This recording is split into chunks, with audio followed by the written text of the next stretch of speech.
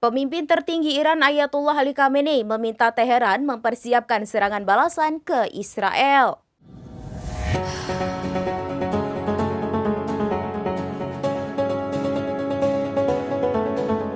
Pemimpin tertinggi Iran Ayatullah Ali Khamenei meminta Teheran mempersiapkan serangan balasan ke Israel.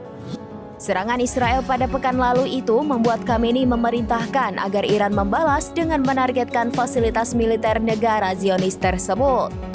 Dilansir Times of Israel pada Kamis 31 Oktober, 3 sumber Iran mengatakan bahwa Khamenei memerintah realisasi rencana serangan yang sudah disusun Dewan Keamanan Nasional tertinggi.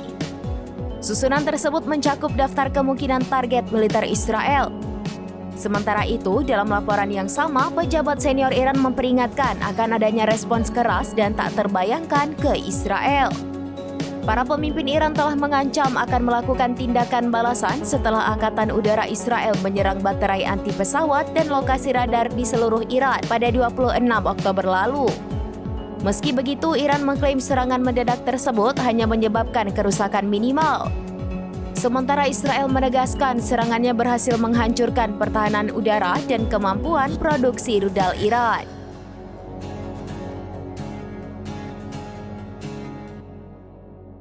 Demikian informasi terkini Syedara Lon. Saksikan terus informasi lainnya. Jangan lupa like dan share seluruh akun serambinews.com.